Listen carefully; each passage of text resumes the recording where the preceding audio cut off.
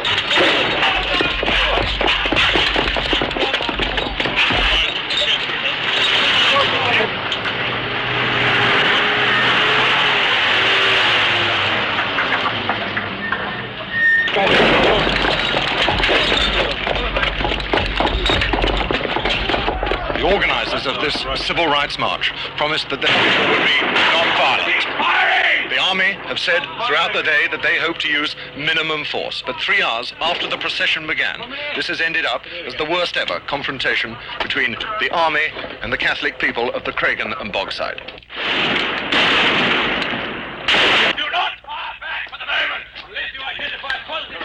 How many dead have you seen in the Bogside? Appearing to be dead. There are the 3 in that Saracen car. There are 2 men lying at the end of this block of flats. There's another man at least very close to being dead. There are 2 others up there. I'm told that there are some more in these flats here that I haven't seen yet. I would say there are probably about 4 dead at this moment. I don't know what those are doing, whether they're alive or dead. Colonel, once the paratroopers went into the bogside, there seemed to have been a very large number of casualties. Well, I suppose large, 5 is quite large in these circumstances. It's unfortunate. But when we got up there, past William Street here where we're standing, and up towards Rossville Flats, we came under fire. We came under fire from the bottom of the flats, from the flats. We were also petrol bombed, and some acid, in fact, was poured on us from the top of the flats. Local people are saying that you used excessive force when you went in there. Well, what is force? If you're being fired at, you return fire, and they know that perfectly well. How many gunmen do you feel you've hit in the bogside? Well, I'm told from my quick sit rep that 3 gunmen were hit. You have no worries about this action? None at all. But when darkness finally ended that bloody Sunday, 13 people were dead. And the barricades, well, they had more meaning.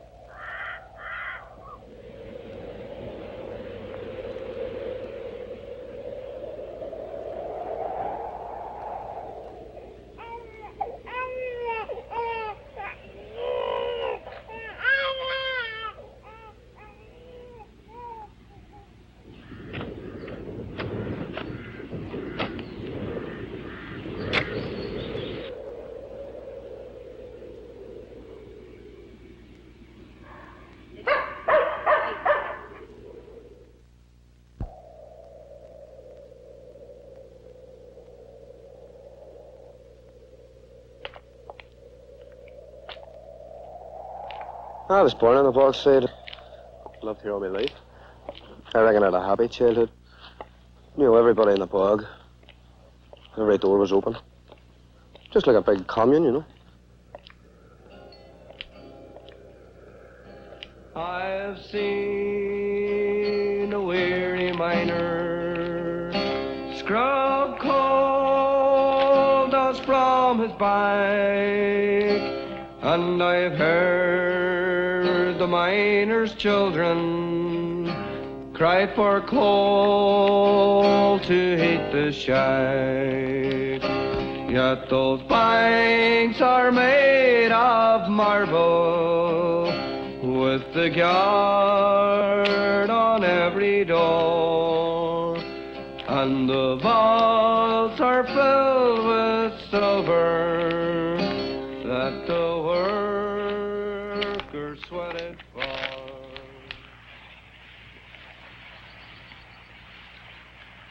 This place in here reminds me of people that died and the struggle that's going on, you know. First time I ever saw anybody getting shot was Seamus Cusick. There was a bit of a riot on, you know. It wasn't much, it was just about 4 people had really turned against the soldiers. There was the young fellas, the odd hooligans as they were called at the time. All of a sudden, out of the blue, this soldier stepped out in the middle of a small riot, and bang, Seamus Cusick fell. He was hitting the thigh somewhere, you know. And I remember watching the thing, you know, and I lost a fucking head. And I run at them, shouting and roaring, calling them murdering bastards and all this bit. And, you know, I was stunned, like, because it had never happened in Derry. It had happened in Belfast, and we had heard about it, but we'd never actually seen it. And everybody was stunned, and when around Derry, like wildfire, everybody was talking about it. The next day, there was all these demonstrations. People stayed off work, building sites come out, factories come out. And there was this big, massive demonstration down to the Strand Road Barracks or somewhere. And It ended up in a confrontation up at Butcher's Gate. And the army charged down Fawn Street. We were fighting away, and they got round on my own street, Westland Street. The Saracens came up the Lecky Road. And everybody was standing there, you know, and all of a sudden out of the blue, 2 nail bombs. They're one of the first nail bombs that had been thrown in Derry, you know. Or some of the first. Nobody's used them. They just landed right in the middle of the soldiers. Well, I ran up the street and I stopped. And I was standing talking to this girl. And heard a couple of shots.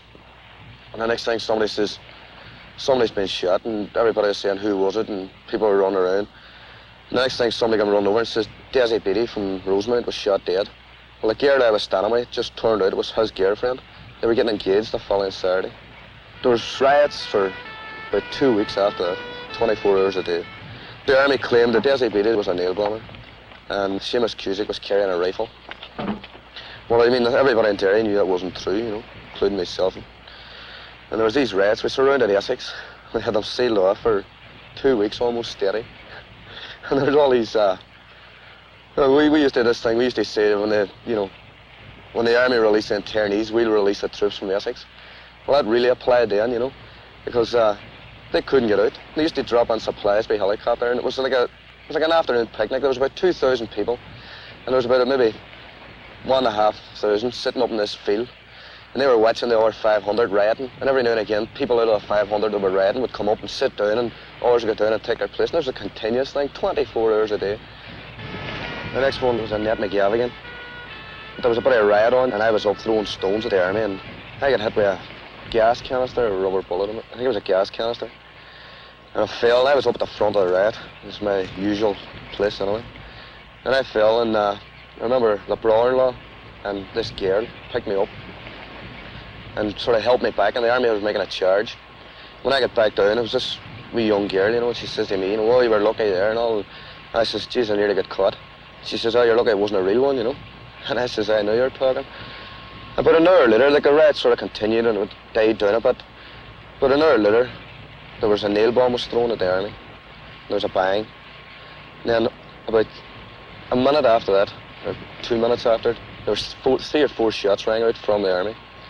And I was just standing around the corner, and I seen this body, more or less swinging around the corner, you know, hitting the ground.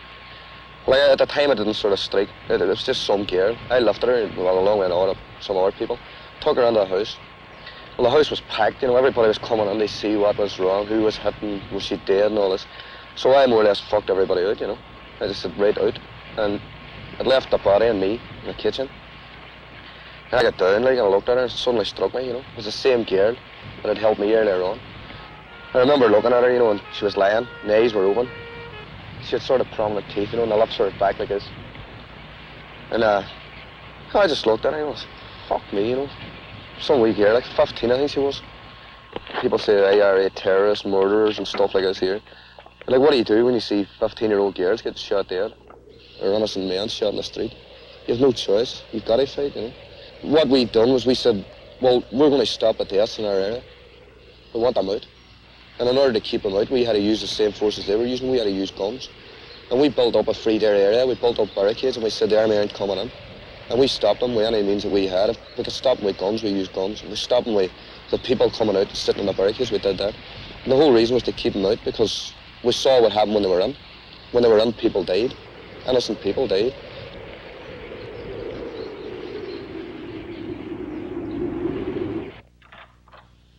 I was born in Derry. I was brought up in Derry. I went to school here. I've been here all my life. My grandfather was a member of the Irish Republican Army.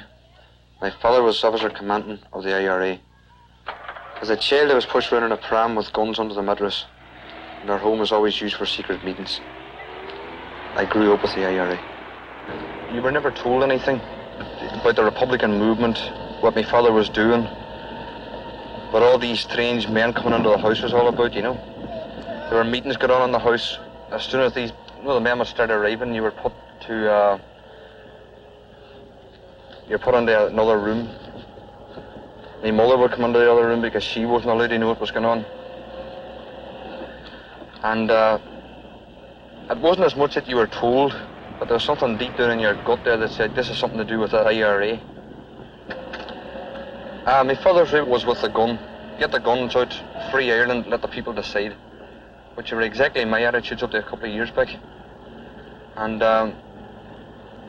it's actually the Provo line now.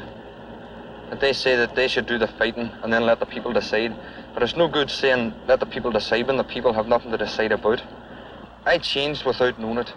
Simply and solely by being in the company of people who did know what they wanted, who had the political alternative. This is Johnny White I'm talking about. And listening to Johnny, it was an education in its own, although I didn't even realise that at the time either. We'd be out there for a drink, you know. And Johnny would be talking away there about socialism and one thing and another. And those days I even looked at Johnny White purely and simply as a politician. There's absolutely no mention of the number of pensioners in this area, or the number of young married couples who are forced to live on a measly standard of living. The whole issue of the economic conditions under which people live was never referred to. It has never been brought up by any of our liberal bourgeois politicians in any Westminster or Stormont Parliament. The struggle being waged at the present time is a struggle for basic democracy of the people. The people of this area have taken up that struggle. It's the people of this area who have taken upon themselves to fight against oppressive legislation in order that they may go forward in the struggle for complete emancipation. And no one, but nobody, and no party or organisation has the right to take away the will of the people and to dictate the terms under which the people will give up this struggle, or under which they will say, on behalf of the people, we will have enough and we will stop here. When I was picked up and got internment, I had 10 months to really realise then what Johnny was talking about. And it was in long case that I realised just that he was spot on in everything he said, that this was the alternative, that the reason I was interned, the same as a lot of other fellas, was simply because of our politics. The Secretary of State for Northern Ireland, Mr. Whitelaw, toured Londonderry. It was Mr. Whitelaw's first visit to the city since his appointment by Mr. Heath.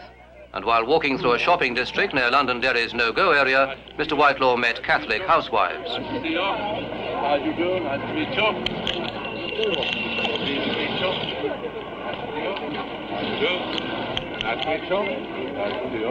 How are you? Come up the trees on the green. Well, I would love to. Oh, you'll just have to make sure I can. Very Delighted. Nice to see you. Very nice to see you. Well, I'd like very much to do that. And you tell some of these people that you hear that. I would love to come there. Everybody's welcome in the Craig. Well, I would love to come there. You just say that. That's very good. Of course, at the moment you couldn't go unless you had a strong military force to take you in there. Well, I would have to see. But obviously, I have to have regard to the current position as it stands. But I very much hope that people there, all of them will see, that they've nothing to fear. My immediate reaction after coming out of Long Cash and seeing all the men that we have now, like where were they before internment? If I was stopped at a roadblock there, some of these young lads knew they didn't know me. I was thinking in my own mind, who in the name of Christ do they think they are? Where I had absolutely no right to say this. As it stands now, I have got greatest respect for them same fellas. They talk about it here, they talk about it there, they talk of revolution everywhere. So working class unite and come and join the fight. It's a fight for a socialist republic now. You've heard of Fianna Fáil from Cork to Donegal. They still claim to be Republican, but sure there is no doubt that they have sold us out. Let's fight for a socialist republic now. You workers must unite, the capitalists we must fight. Exploitation we must end. So stand by your demands, the power's in your hands. Let's fight for a socialist republic now. They talk of liberty, Ireland one and Ireland free. That day, oh, we will take down the tricolour. So stand together now and raise our starry blow. It's the flag of the Socialist Republic now. So listen to what I say. Come join the IRA. Let's fight for the ideals of Connolly. Oh, let us agitate, organize and wreck the state. Let's fight for a socialist republic now. In Northern Ireland, American evangelist Dr. Billy Graham has visited bombed areas, while in Washington, Senator Edward Kennedy discussed the Ulster conflict with our correspondent.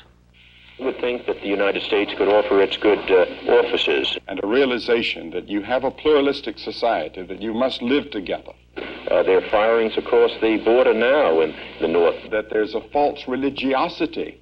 So this is an international dispute.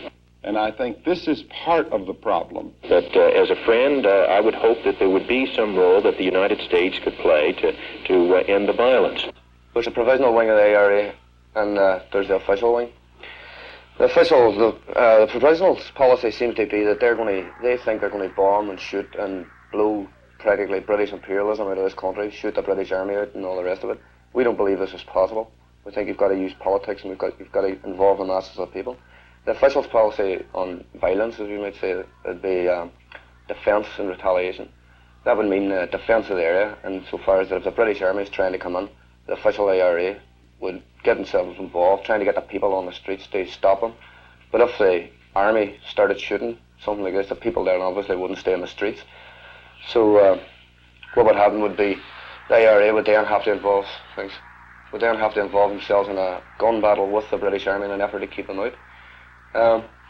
The policy of retaliation is that if the British army, as they do quite often, shoot somebody innocent in the streets, then the ARA would say, well, we retaliate for this. They do this by either attacking foot patrols in the street or an army post like this one back here could be a target.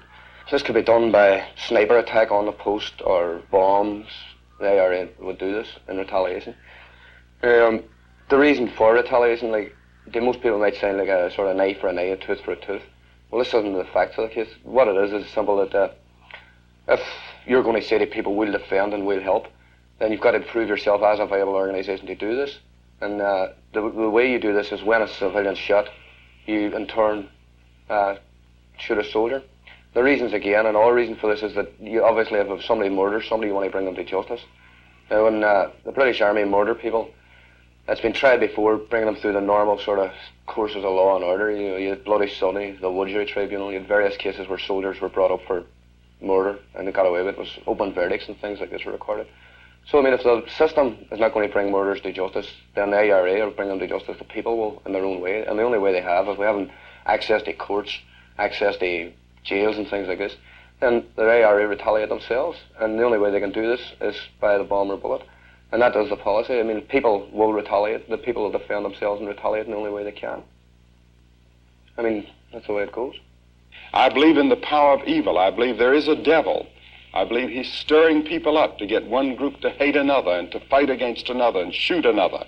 And this can only be combated by another spiritual force, and that must be the force of God. And that can only be let loose when people show concern and prayer. In other Northern Ireland news, the Londonderry Chamber of Commerce announced plans for the acceleration of a city-wide industrial expansion program. Chamber President Mr. Frank Gukian said that recent events and impressions created by the mass media may well have hidden the true picture of a city which is determined to succeed in its efforts to create a fully employed, viable community.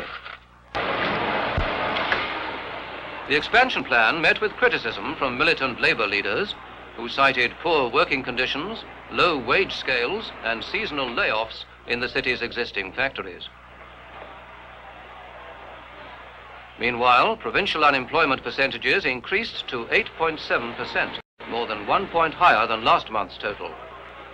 In Londonderry, some officials estimate that as many as 3 out of 4 men in the city's no-go district are receiving unemployment benefit.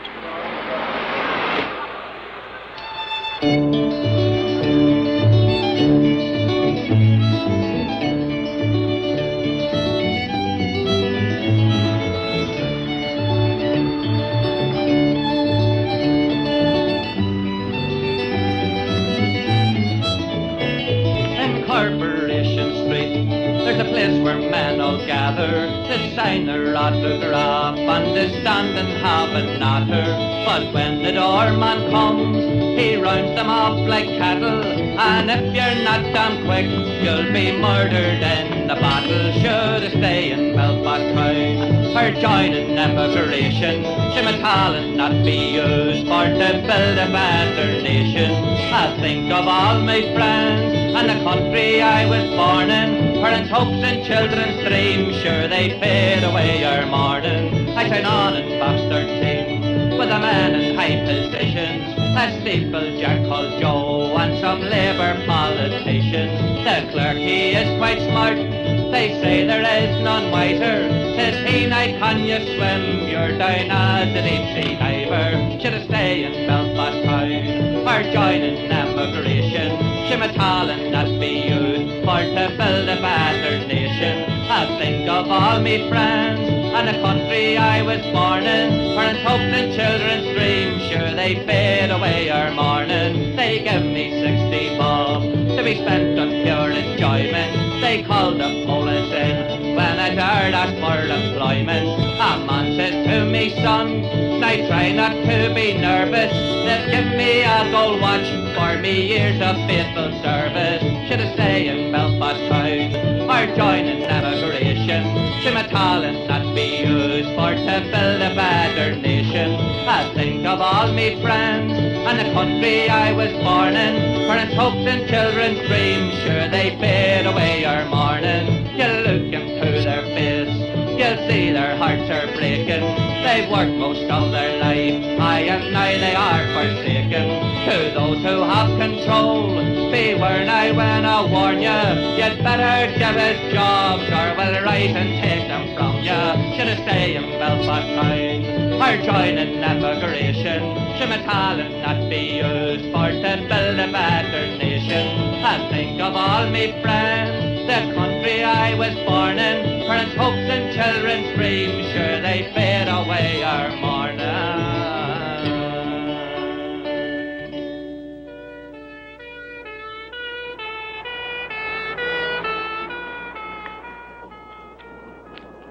I'm a revolutionary. I suppose it's because it's basically a way of life in the Bogside. I've always been the sort of person who, if there was someone who was the underdog, I always liked to help him. And I became involved on October the 5th in the first demonstration in Derry. I got battened around the head with the police, saw my friends getting battened, saw my area getting invaded by the cops.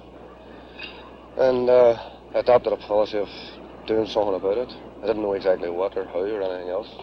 So became involved in the local elections that were coming up, and I went for the underdog again, which happened to be a socialist candidate. At that time I had no particular politics. Through that election I became secretary of a young socialist in Derry and got involved with socialism, with politics in the area. Began to know what was going on, began to realise what the system was all about. I used to argue with people. If they put up a better argument than me, defeated me, I used to go away, get another argument and come back. And if defeated them that time, I knew my argument was right. I never read any socialist books. I never read Lenin, Marx, Trotsky, or even Connolly for that matter, you know. The point is that in society like Northern Ireland, we've a Special Powers Act operating. And under the Special Powers Act, you're not allowed to do certain things. You're not allowed to, like if you're a member of Sinn Féin, which is the political wing of the IRA, you're not allowed to go down to Guildhall Square and stand up and say, well, I'm a member of Sinn Féin, this is my political beliefs. Because if you do, you're interned or lifted. We don't want a repeat of last January's events, do we? No, sir. But we've got to break every barricade before the IRA obtains better weaponry. You're aware that Ulster is pregnant with no-go districts. In Londonderry, the barricades are here, here, here, here, and finally here.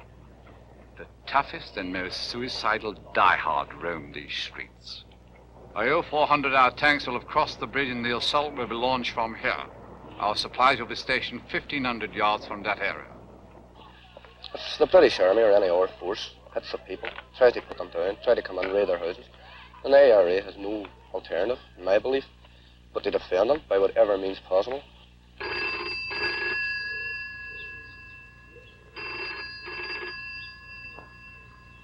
Hello.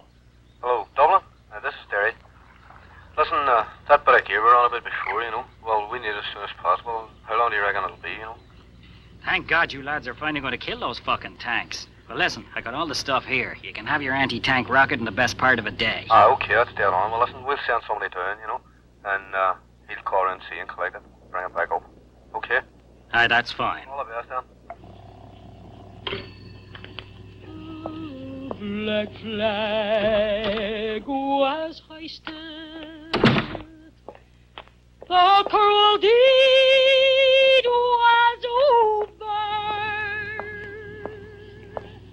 Gone was the man who loved our land so well. There was many a sad heart in Dublin that morning when they murdered James Connolly. The Irish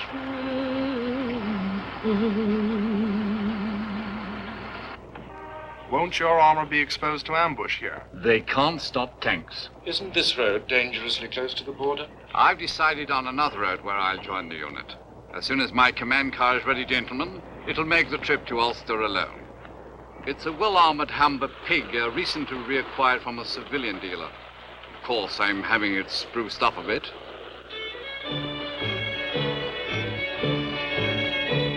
As I was climbing into bed, my poor old granny sighed. She looked out of the window, the army had arrived. The house was soon surrounded, they smashed the front door in.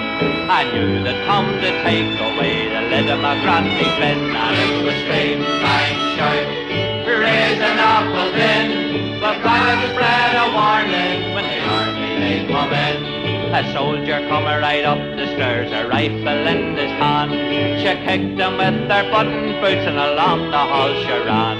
Well, up and stepped another one, some medals for to win. But all he got right up the go with the lid of my granny's bin. And it was scream, bang, shout, raise an apple bin. But God spread a warning from the army they come in. She opened up the window and she clambered down the spout. And soon her bin was rattling for to call the neighbours out. She then pulled out her whistle, she blew away like hell. And soon we heard the echo as the neighbours blew as well. And it was scream, bang, shout, raise an apple din. We've got to spread a warning when the army they come in. The music rose like thunder as the bins and whistles played. The army soon retreated, they knew they'd overstayed. It wasn't made of silver, it was only made of tin. But once again it saved the street, the lid of my granny's bin. And it was scream, bang, shout, raise an apple din. Well, gotta spread a warning when the army they come in. Bad at all. Anti-tank rocket. Our first to hit against the fucking BA. How good is it? Well, it isn't exactly a H-bomb, but it'll kill a tank at the range of a mile. Catholics in Londonderry protested against the official IRA's execution of a British Army soldier who was a resident of the area and home on leave. This murder was committed in our area, and it is to our shame that it took place. It was done in our name, as if it were done for us. We protest about it in the strongest possible words. I know that the people of the Broadside and the Cregan estate are aghast. Last night, The women showed their strength. They showed what the people of the Cregan estate and the Bogside think. We want them to continue showing that, so that this violence will cease once and for all, and that peace and justice may come.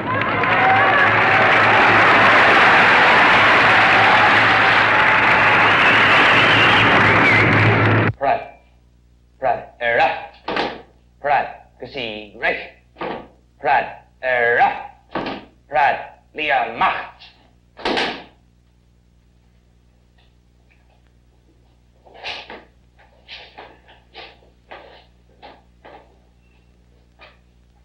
Right, just pay attention. This is a Thompson submachine gun. Everybody, in my opinion, has got his own ideas of his ideal weapon. I prefer the big T myself. It's the only weapon that I pick up and say, by Jesus, I've got a rod in my hand. She seemed to fit my hand perfectly from the first day I picked her up. Right. Take us through the weapon. Look at the muzzle. 4-side blade. Barrel. Air cooling fins, which there are 28. Your cock and handle with a fixed battle sight. Your cock and handle way, your cock and handle recess. Now, there's a lot of things I would say to Tommy about the big T. You know that at a distance of 600 or 700, 800 yards, you cut blazes out of the BA, which is a lot of nonsense, but I'm not going to say that to Tommy. You know, I'll defend the big T no matter the hell what he wants to throw against it, let it be a jet. You know, people mightn't know this, you know, but big T's can shoot down a jet at 1,000 feet in the air. In order to take them off, right? Next, turn the weapon under your arm. Release button. Just ease it forward. Never force it. When you take her a certain distance, she'll stop. Just squeeze on your trigger. Take your pistol grouping off. Cup your hand over the back. Now this is your main recoil spring. The reason that you cup your hand over here is because when she's released, if she springs forward, your hand's cupped to stop her, right? Bring your breech block back. Just tip her over. Bring your cock and handle forward. Turn over again. Now I'll name these parts for you.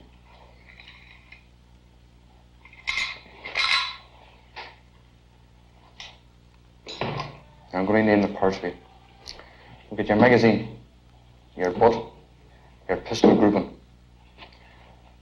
your main recoil spring, buffer, buffer pilot, and flange. Right? Your breech block. If you look towards the centre, you'll see the firing pin protruding through it. Right? You get your extractor and your ejector. Right, you, what's that? 4-side blade. You, what's this?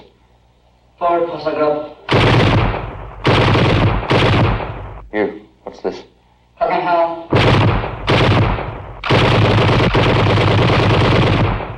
Do you remember the day we went out in the first Civil Rights March? We walked over the bridge and then we all assembled over at the old railway station in the waterside. That's right. Mm. And we thought there were only going to be a few hundred people there. Oh, I was amazed when I seen so many people. There were 20,000. Amazed, yes. Everybody went out. Do you remember we saw all the doctors, our doctor, all the priests out of the cathedral parish? I remember Father Mulvey walked in front of us.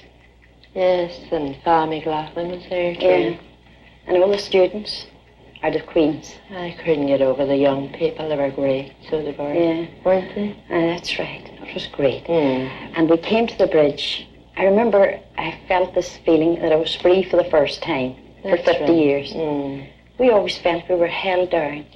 We never really we never really went out and showed our feelings, did we? No, well, we didn't have a chance. No. Because we always felt that, we were being kept down. We didn't know why. So we walked over that day, and I remember when we got to the middle of the bridge, we had to sit down because the RUC were at the far side. That's right. And they wouldn't allow us to cross the bridge, cross through the gates, up Carlisle Road. No, you would never cross No, through because those we were going gates. through the walls. Do you remember we were going that's through right. over the old walls? Yes. And that was reserved for the Orange men. Do you remember? That's right. You Yeah, never we would go often through tried. those gates. So, imagine in your own town. Aye. If the lads up north can kill just one tank with this wee rocket, it'll be a hell of a victory. It'll put the fear of God into those bloody British Haydens. Yeah. Hey, how are you going to carry it? I'm going to have the son bitch welded underneath my car. There are no flowers blooming, but the shamrock still growing, or the grave of James Connolly, the Irish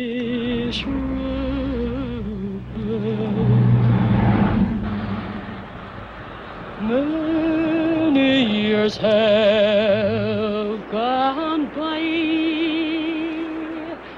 since the Irish rebellion, when the guns of Britannia they loudly did speak. And the bold IRA, they stood shoulder to shoulder. We didn't know the boys then, Catherine, you remember? But, you remember when we used to be going to our work in the mornings? Well, it was a cold winter mornings. And they were all sleeping in these old cars. I thought a pity of them. And we had so much room. That's what had bothered my conscience. Yeah. When I thought in all the room they had and they could have been sharing them, you know. Yeah. So, you remember the night Joe came? We were in bed. Yeah, that's right. And when he came up the stairs, he put on the light. And I called out to him. I remember he opened our bedroom door and he said, "What room do I go into?" And I said, we were all amazed. And he said, "What room do you sleep in?" And I called the room at the end of the corridor. And I called, "Put out the light quick," because we were afraid the neighbours would see him. That's right. Well, we didn't. We thought the ARA were a terrible crowd then. We didn't know you them. heard so much talk about them. Well, they're like, just you know. ordinary fellas like That's anybody right. else, aren't they? First time I joined the Irish Republican Army, there was an initiation ceremony. This isn't done anymore. But it was to prove if the men was responsible that were coming into the movement, if they could obey orders, one thing or another. What I had to get through was there's a very close friend of mine, and there were 5 of us, including him, went over the border to Donegal. When we got down there, I had been told that there'd been a court-martial. We were taken to Donegal, and we get out of the car. The 5 of us walks up this hill. 2 of them grabbed me mate, throws him against this hedge, pushes a .45 Webley revolver into my hand, and he said, "This man has been court-martialed. He's been found guilty. He's to be executed. You're to carry out the order." I cocked the Webley, fired 4 rounds. The gun was empty. But it proved to them that I was willing to obey orders. I was willing to kill even my best mate. And the way I look on the thing is that if it has to be done, then it has to be done. Somebody has to do it.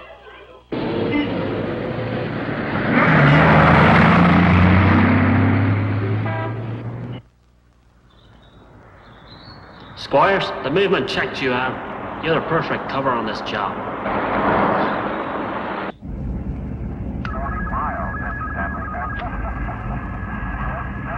Warned of sectarian conflict. Meanwhile, a member of the official IRA, killed during rioting in the north, will be buried this afternoon in the Republic of Ireland with an IRA Guard of Honor. In other Ulster news, the unemployment rate.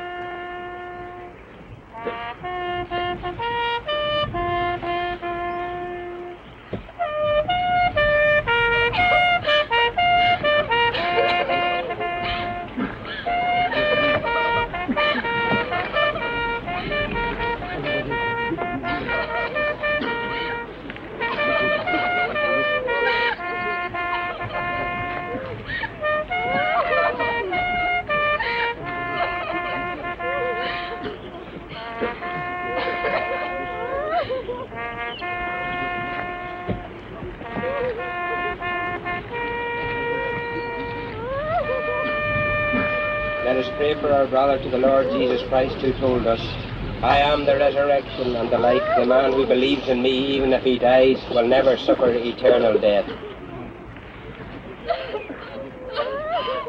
Almighty God has called Tobias, our brother, from this life to himself.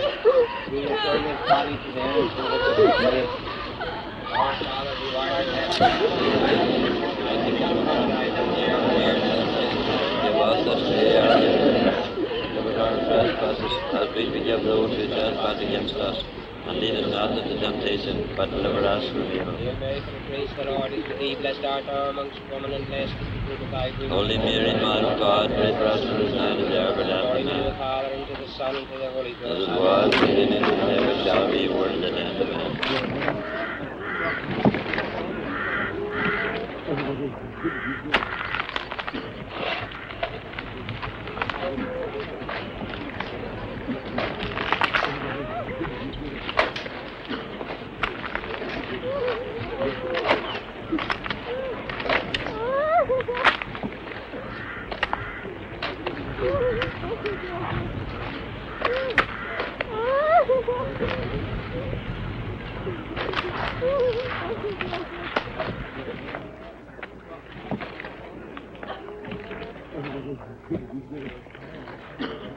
Headquarters staff, official IRA,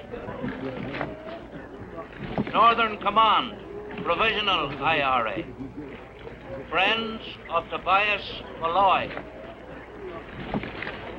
the Derry Command, official IRA. Once again, we are assembled here in silence to bury one of our dead. It has become a very common thing for Irish men to assemble around the graves of Irish citizens murdered by the forces of British imperialism. And here we have now another Republican who was killed, as it would seem, ignominiously by a rubber bullet. Now remember, rubber bullets are supposed to be not lethal. They're supposed to be for scaring away the youngsters throwing stones. But here we had a British soldier who shot at point-blank range an Irish citizen, a member of the official Irish Republican Army. And on behalf of the Army Council, the Northern Command, and in particular, the Derry Command of the official IRA, I wish to offer my condolences to the relatives of Thomas Malloy.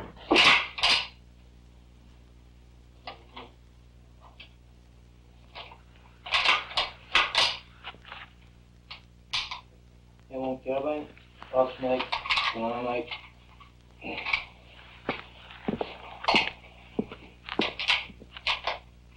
Zero CD Enfield. One full mag, one clip, one grenade.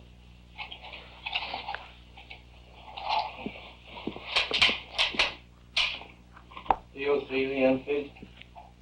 One clip, one full mag, one grenade. One of them won't care about it.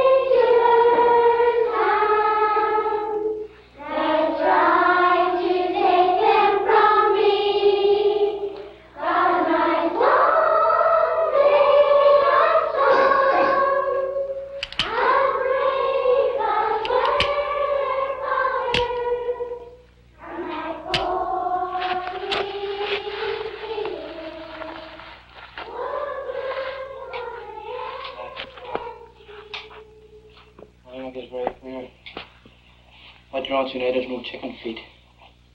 I want every man to be very clear, careful. I want the cover men to be in position long before the time.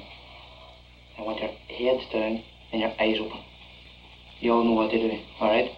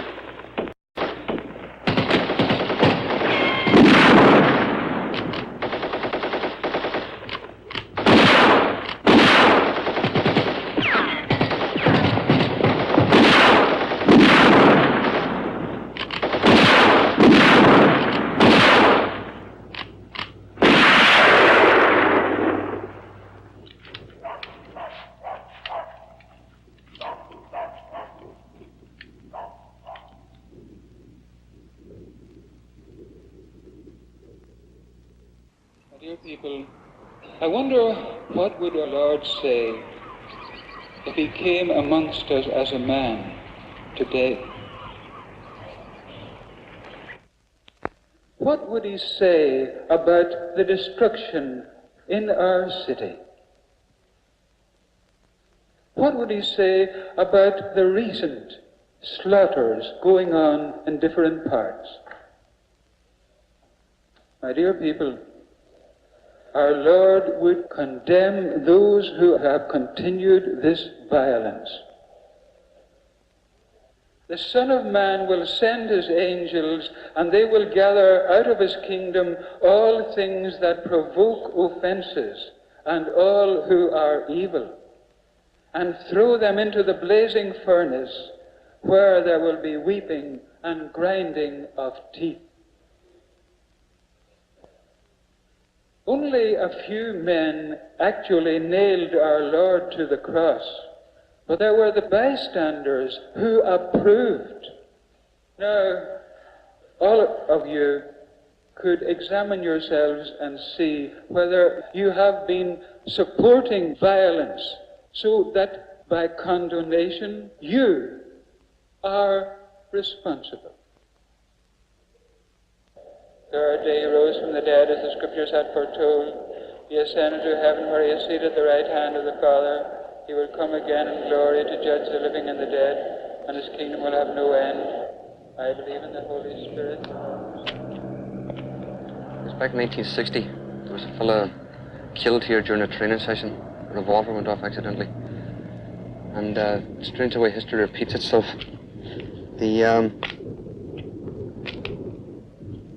lad was killed just a few months ago, just the exact same way. During a training session, a revolver went off accidentally. I personally don't think about death, about dying. It's something that you just have to take for granted in this sort of a game. If you think about death, you automatically become slow in your reactions when you have to do something. When you're waiting, the waiting's the worst part. When you're waiting to go out to do a particular thing. So if you do start thinking about getting injured or even killed, you immediately have to try and put it out of your head. You must be with it 100%. If you don't, you're going to make a balls of. It could lead to you getting badly injured, it could lead to you getting someone else injured, it could lead to you getting killed. But there's always the consolation, more or less, of knowing that they say that the one that kills you, you'll never hear it coming.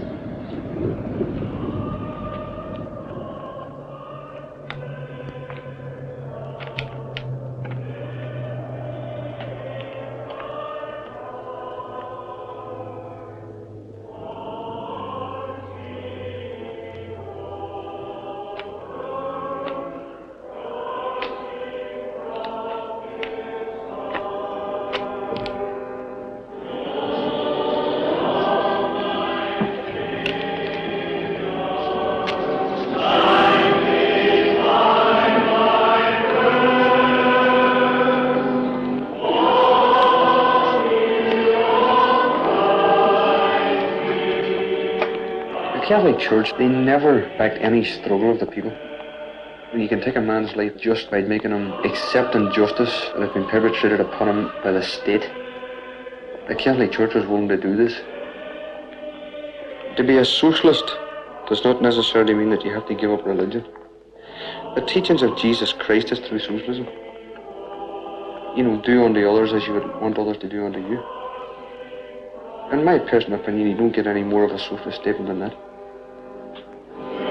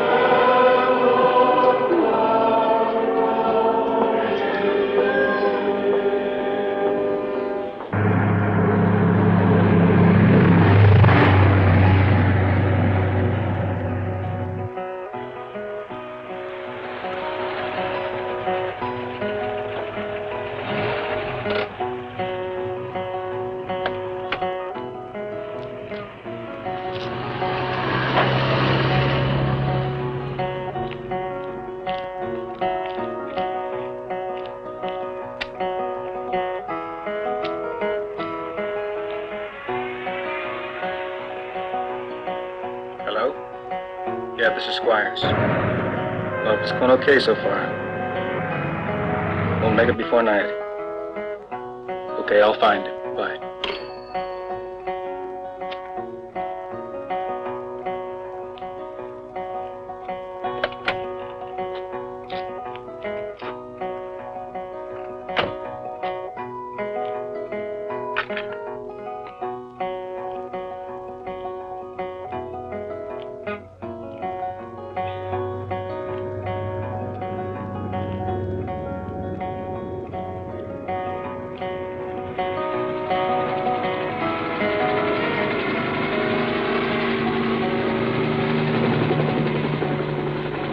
Not come in yet? No, it hasn't come on yet. It's on the way on now, but tell you what, I'll let you know when it comes in.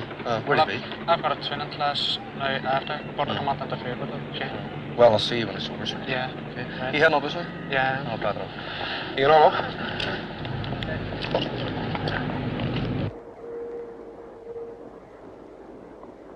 Whenever you're given the order to drop, you shall drop, because whenever that order is given, it is because there is an enemy at the front. Whenever you do drop, you shall fall into a sniping position. The two rear men will cover the rear, two front men will cover the front, both right and left hand sides also, and observe. Whenever you're asked to move out, you shall move out on the double. I don't want to see anybody hesitating at all whatsoever. Right?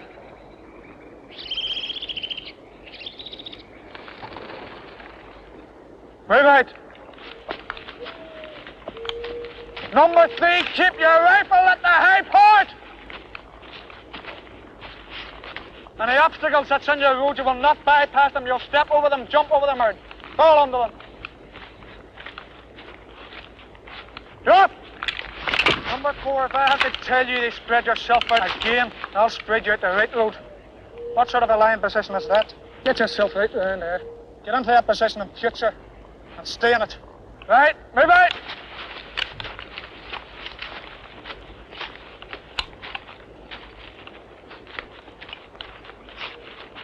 Drop!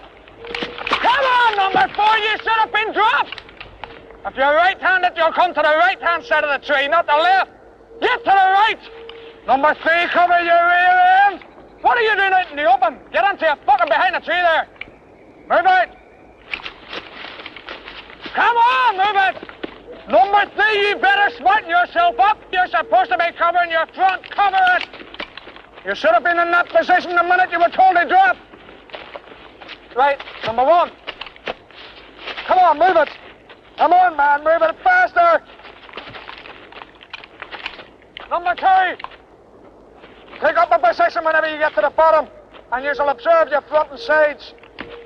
Come on, 2. Number 3. Come on, man, move it. You'll have to get your rifle cut up when you move. Number 4.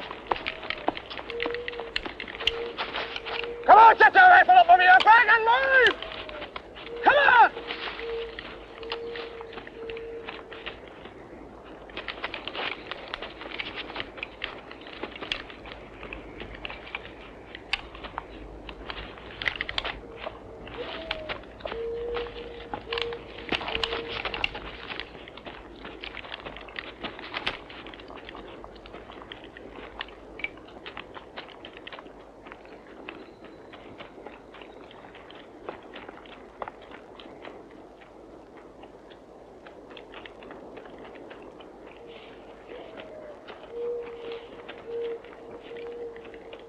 We are the army of the people, and as such we must defend the people, the same way as the people defend us. Without the people, we can't exist. We wouldn't be able to hold on to our big teas or sweet damn all else. A delegation of women from Londonderry's no-go district have met with Mr. Whitelaw. The women, leaders of a Bogside and Cregan Peace Committee, said that they represented the majority of people in the IRA's stronghold. I was more than And an honest surprised man. that he was so enlightened about the problems in Derry. What did you expect? He is a gentleman. Well, he's a gentleman, and believe you me, it's the first time I met Mr. Whitelaw, I hope it isn't the last. And I was a bit scared, believe you me. What do you think the IRA's reaction to your coming to see Mr. Whitelaw is? I couldn't We don't know that we go home. Does it concern you that they might be angry or might take sanctions against you? They might, we might be charged, we might be don't think the IRA... You're not going to be deterred, obviously, no matter what. The IRA, we're not scared of the IRA. Our whole job is to be able to bring the gun and politics together, to create a revolutionary movement, and by doing so to create a revolutionary situation where we're not just fighting for the tricolour over the Guildhall.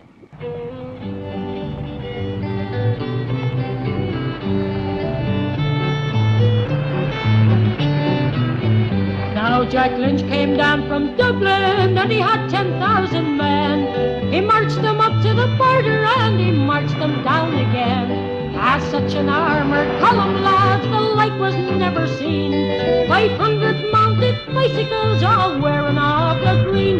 Let him go, let him tarry, sink or let him swim. He doesn't give a damn for us or we a damn for him. He sits on his horse in Dublin and I hope he does enjoy. Stand out our country for he's England's little boy. Relax, squires. The only thing they'll ask you for is your passport. No, you see you in your big teeth. I mean, she's not all she's cracked up to be. What good's she against the flag vest and the PA?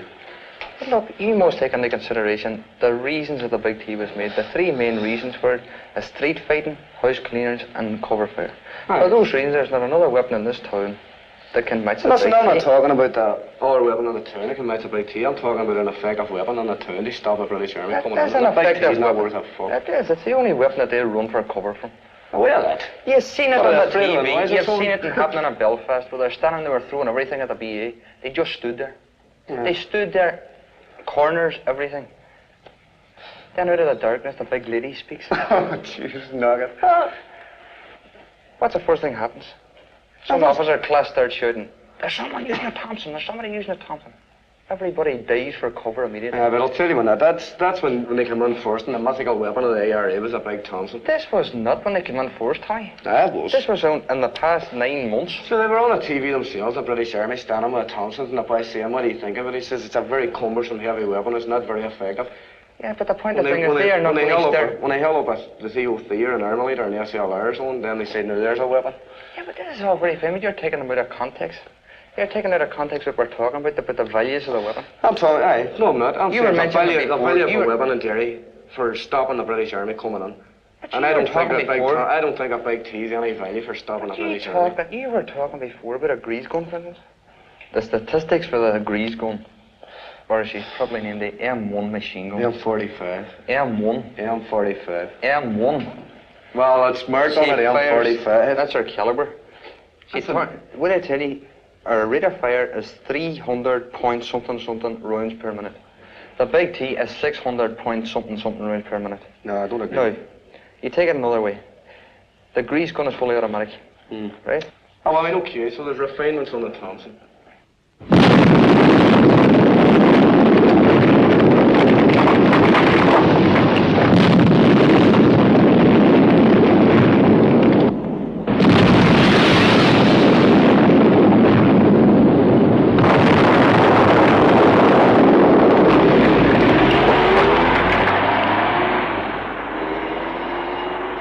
Northern Ireland was shattered by violence as more than 20 bombs exploded in Belfast and Londonderry in a 2-hour period. It was one of the worst days of terrorist activity since the Troubles began in 1969, and at least 11 people are reported dead and more than 130 others injured. The provisional wing of the IRA has admitted responsibility for the bombs, many of which, authorities say, went off without adequate warning. Warehouses, a car dealer, crowded shopping districts and a bus station were among the targets and were left in either blazing infernos or masses of rubble. The devastation provoked strong and outspoken response from loyalist leaders. They demanded that the government direct security forces to beat bombers and gunmen into the ground while smashing IRA no-go areas throughout Northern Ireland. Yeah, well, if the British Army do move in here, you know, there's going to be a lot expected of these people. I know that. And the provos, if they start opening up, you cannot expect the people to do it in the streets, Tommy. No, I know that. Yeah. Some priest that they got up in the altar the day, you know, in the sermon, they was saying to the people, he was very nervous and all this, but they kept saying that from like that. We all know that this thing is going to happen. He didn't say exactly what it was, you know. He was saying that there'll be some serious events in Derry over the next couple of weeks, and that there's old people here and nervous people, and all those who aren't old or aren't nervous, they help those that are, and they be prepared to meet their God and all this. But you know, he was obviously talking about an invasion in the army. I am quite clear that I am not going to take purely military action, which is going to cause substantial casualties, in my judgment, to innocent women and children. I don't know, I can see a hell of a lot of people dead in this country very shortly, you know. Yeah, and even this town being good. You know, Belfast has gone through it. Derry has yet to get through it, really. Well, Derry had its bloody Sunday and all that, but they hadn't really concentrated all the time. It all happened in sort of periods, you know, like 2-hour periods, and then it was peace then, or well, relative peace for so long after, and then another big thing. But the people are battle weary, Tommy. Oh, people are battle weary. I mean, let's face it, every day and every night, like it's go shooting. And the unfortunate thing about it is that this was all going on. It's achieving absolutely nothing. Yeah. We interrupt this program to bring you a news bulletin. We've just heard that Mr. Whitelaw has announced heavy troop movements in various parts of Northern Ireland. The object, the statement from Belfast says, is to enable the security forces to move freely throughout all areas and so to protect the whole community.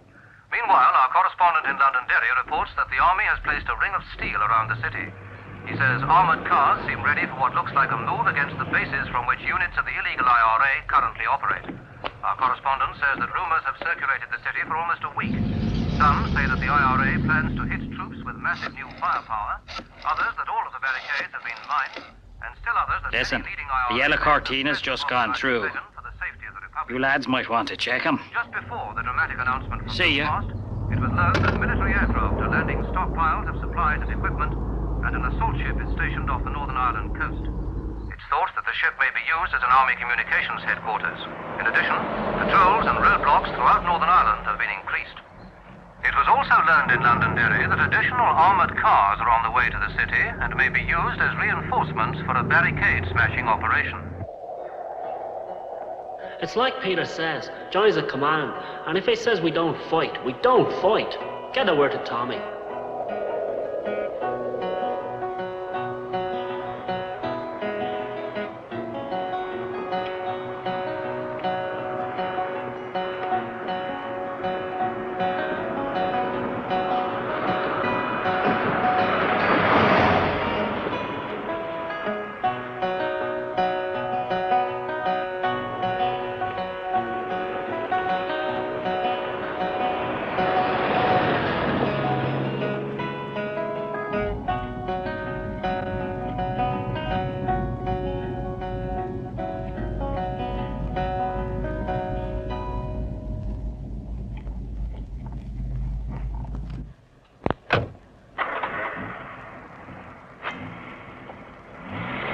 Okay, come on.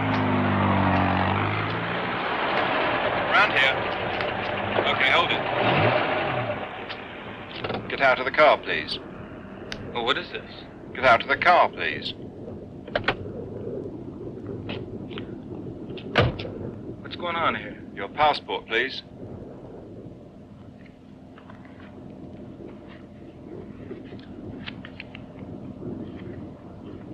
What are you doing here, Mr. Squires? You're a long way from California. Just doing a bit of driving, seeing the sights, that's all. Right. Now face the car, put your hands on the roof and your legs apart.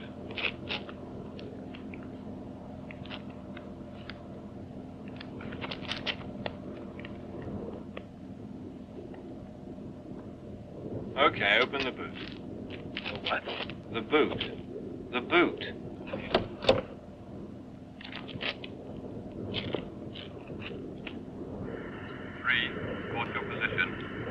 This is 3.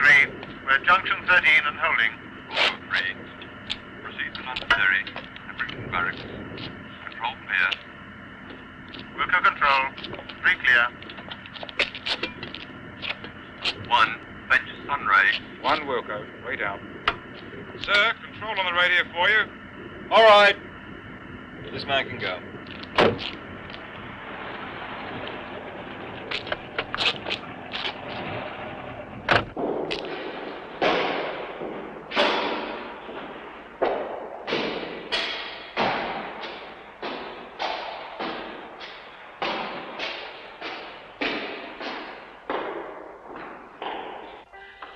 that's right there, Coke. Coke. Unlike her, she always tells me she doesn't drink. The other night in her own house, we were sitting down there, you know, she got half stewed. She says, I'll crawl out. And I says, no, I wouldn't let you do a thing like that. You can hang on to my leg and I'll drag you out.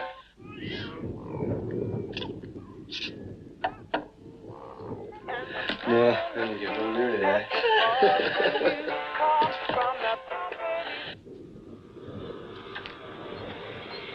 Ah, hey, how you doing? Good to see you, Sam. What, you get through all right? Yeah, You get it on there? it was a bit dicey. Oh, dead on. Yeah. Fucking, as long as you got it on, it's not that fucking... Well, you only doing hard stuff for it? Well... But still, I don't know whether they'll gain anything by it all. They may, and they may not. I don't think it'll be in our lifetime. Do you think no? I don't think so. I Oh, think well, the next generation. I do think it'll be Do in our you? lifetime. Or maybe in yours, not in mine. Oh, I'm too old for that now. For God's sake, I think it'll be in our lifetime. Do you think so? Yes. I don't know. However, they're so nice fellas. You mean you can understand their feelings about workers are exploited in this town. I mean, look at us, the way we work so hard and all we earn. That's You know, right. it's ridiculous. Like when we were young, we never thought in those things. Did No, we? never. No, I don't know no. why we were so stupid not to. Of course, we wouldn't have made anything of it. I mean, you have a lot to be thankful for them. Like, you know, they're here and they're protecting us against the British Army. Well, that's true. I mean, if they weren't here, who was going to protect us? Who's going to protect us? That's true. See, if the British Army come in here tonight now, they would come in and they would raid all the homes and take the men out. No.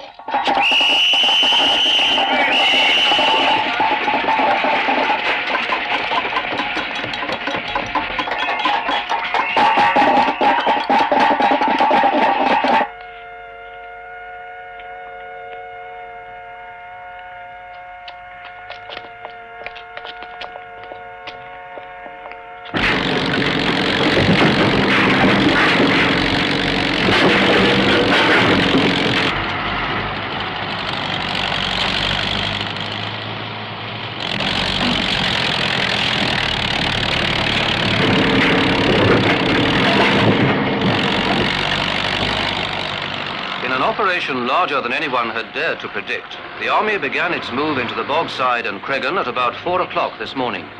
It was some 6 hours after Mr. Whitelaw's dramatic announcement from Belfast. More than 1,500 troops in 300 armoured vehicles cleared perimeter as well as internal barricades. The security forces quickly established key checkpoints throughout the former no-go area.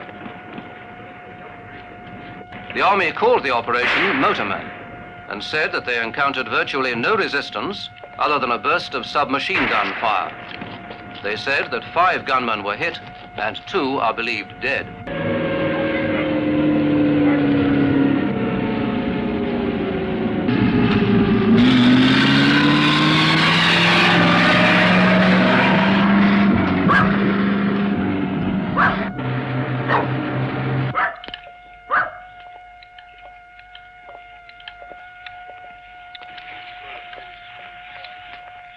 The security forces made it clear that their main objective was to restore law and order, and in their words, to get the IRA off people's backs. In an interview in Belfast, Mr. Whitelaw was asked why the IRA had been given so much advance warning that the troops were coming in. But felt that I had an overriding responsibility for the civilian population as a whole to make it perfectly clear to them that measures were going to be taken, that there would be considerable activity, and that it would be in their own interests to keep off the streets. I'm very glad to say that they responded very well to that. And I think that it was my duty to do everything I could to prevent civilian casualties. In undisputed control of the area, the army later in the morning occupied schools, flats, and even the Bogside Inn, said to be the headquarters of the official IRA. In a major mopping-up operation, troops used handheld metal detectors to search houses claimed to have been used by the IRA.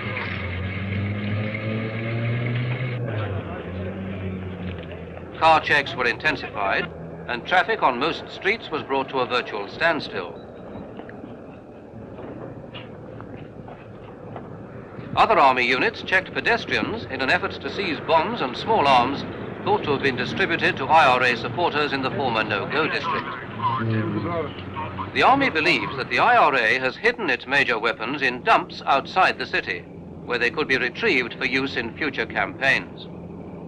Meanwhile, in Belfast, Protestant as well as Catholic barricades have been removed by... The Bogside man is the man for me. He's caught recruiting in the RUC. He was the Bogside man. Steady on your aim with a petrol bomb. Don't throw it, son, till the peelers come. I am the Bogside man. To Belfast town now the specials came. They looked up the sky and it started to rain. When the Britons, steady on your aim with a petrol bomb. Don't throw it, son, till the peelers come. I am the Bogside man. If the British Army do come in here and take over the area, the lesson must be learned is a people's spirit has left them, and we must be held responsible to a certain extent. Peter and his comrades learned some pretty hard lessons. Some of his buddies are gone now, but Peter stays on. Specials came in brown and black. Your granny ran out and they all ran back. She married the Bogside man. Steady on your aim with a petrol bomb. Don't throw it, son, till the peelers come. I am the Bogside man. Johnny White always said that it was impossible for a guerrilla army to tackle a superior force without popular support. He's now on the run. The fact is that these are the real issues which confront us as members of the working class, and will confront us as members of the working class, regardless of whether there's a barricade standing in Russell Street or whether there isn't a barricade standing in Russell Street. We're all browned off with the midnight raids, every man to the barricades. We are the Bogside men. Steady on your aim with a petrol bomb. Don't throw it, son, till the peelers come. I am the Bogside man. Tommy McCourt stayed on for a few days after the army came in, but hiding out in the Bogside was too dangerous. He's now somewhere in Southern Ireland. If I do get hit, I'd like to at least have a minute or two to gather my thoughts before I die, you know.